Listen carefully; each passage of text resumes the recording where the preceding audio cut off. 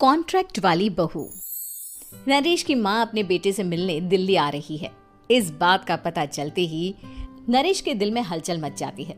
नरेश अपनी माँ के स्वागत की तैयारी में लग जाता है। साथ ही उसे डर भी सताने लगता है कि उसकी माँ कहीं अपनी पुरानी जिद पर फिर से बैठ ना जाए। हे भगवान, इस बार बचा लो, अगले साल पक्का माँ की जिद पूरी कर दूंगा। तभी दरवाजे की घंटी बजती है। नरेश दरवाजा खोलता है तो सामने अपने मकान मालिक को देखकर हैरान हो जाता है, क्योंकि उनके साथ एक सुंदर सी लड़की भी थी। अब नमस्ते अंकल, कुछ काम था, मुझे बुला लेते। आपने क्यों कष्ट किया? अरे नहीं नहीं, इसमें कष्ट कैसा, मैं तो बस तुम्हें रीना से मिलवाने आया था। आज से रीना तुम्हारे साथ इसी फ्लैट में रहेगी। अंकल, कोई लड़का फ्लैटमेट नहीं है? एक अनजान लड़की के साथ रहना मेरे लिए थोड़ा अजीब होगा। देखो नरेश, मैं तुम्हें पहले भी बता चुका हूँ कि इस फ्लैट में तुम्हें किसी ना किसी के साथ एडजस्ट करना ही होगा, या फिर तुम अकेले पूरे फ्लैट का किराया दे दो, मैं किसी को नहीं रखूंगा। नरेश अपने मकान मालिक की बात सुन के रीना के साथ रहने के लिए तैयार हो जाता है, पर अंदर ही अंदर उसे ये बात खाने लगती है कि वो अपनी माँ को क्या जवाब देगा जब उसकी माँ रीना के बारे में उसे पूछेगी। दिन बीतने लगते हैं। नरेश और रीना अच्छे दोस्त भी बन जाते हैं, पर अभी भी नरेश अपनी प्रॉब्लम का सॉल्यूशन नहीं ढूंढ पाता। एक दिन नरेश बहुत परेशान सा बैठा होता है। तभी रीना उसे पूछती है, क्या हुआ नरेश, तुम काफी परेशान लग रहे हो, सब ठीक तो है ना? हाँ सब ठीक है, बस एक छोटी सी प्रॉब्लम है। वो एक्चुअली 2 दिन बाद मेरी माँ मुझसे मिलने आ रही है। अरे तो इसमें प्रॉब्लम क्या है, ये तो खुशी की बात है। हाँ रीना, बट मेरी माँ एक जिद लेकर बैठ गई है कि मैं शादी कर लूँ, पर मैं अभी इस चीज़ के लिए तैयार नहीं हूँ। ऊपर से जब वो तुम्हें देखेगी तो 100 सवाल करेगी, क्या जवाब दूंगा? अरे इसमें कोई टेंशन वाली बात नहीं है। मेरे पास ना इस प्रॉब्लम का सलूशन है, जिससे ना तुम्हें शादी करनी पड़ेगी और ना ही तुम्हारी माँ मेरे बारे में कुछ पूछेंगी। रीना की बात सुनकर नरेश सोच में डूब जाता है। वो सोचता है कि रीना खुले ख्यालों वाली लड़की है, कहीं माँ को सच बता ना दे। नरेश को सोच में डूबा देखकर रीना कहती है, अरे क्या हुआ, किस सोच में पड़ गए? डोंट वरी, जैसा तुम सोच रहे हो ना वैसे कुछ भी नहीं है। मेरे पास एक प्लान है। मैं कुछ समझ नहीं पा रहा हूँ, कैसा प्लान? मैं समझाती हूँ।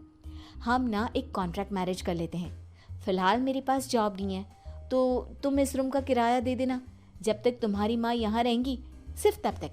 और तुम अपनी माँ से कह देना कि मैं तुम्हारी पत्नी हूँ, इससे वो मेरे यहाँ रहने पर कोई सवाल भी नहीं करेंगी। अरे बात तुम्हारी ठीक है, पर माँ से झूठ बोलना, ना ना बाबा, मैं ये रिस्क नहीं ले सकता।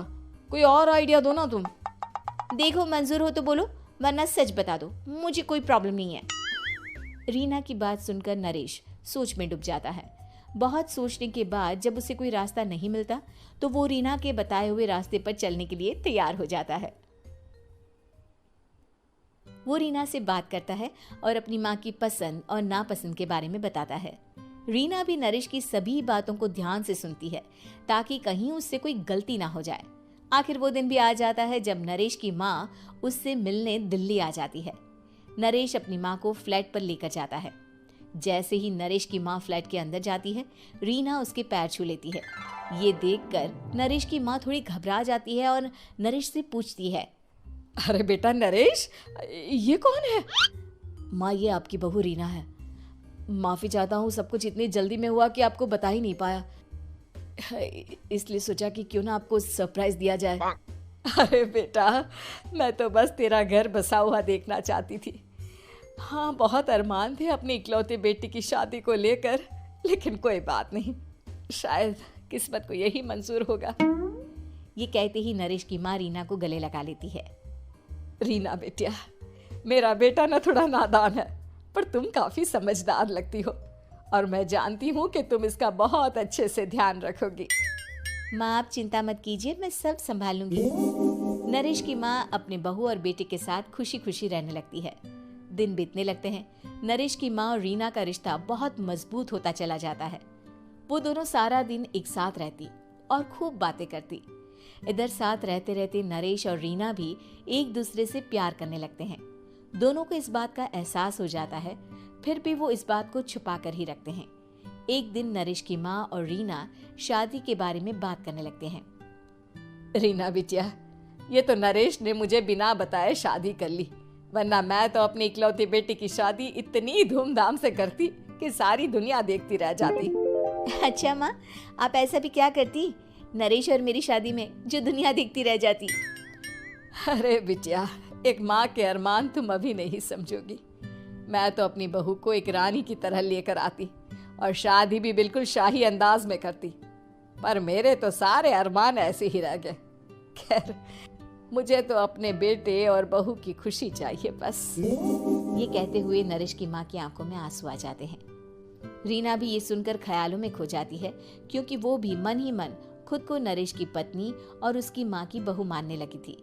शाम को जब नरेश ऑफिस से घर आता है तो रीना खुद को रोक नहीं पाती और नरेश के सामने उसकी माँ को अपने और नरेश के रिश्ते का सारा सच बता देती है। रीना की बात सुनकर नरेश की माँ दोनों से बहुत नाराज हो जाती है और घर वापस जाने की बात करने लगती है। तुम दोनों ने मुझसे सच छुपाकर बहुत ठेस पहुंचाई है मुझे। अब तुम लोगों के साथ नहीं रहना चाहती मैं, कल ही वापस चली जाऊंगी अपने घर।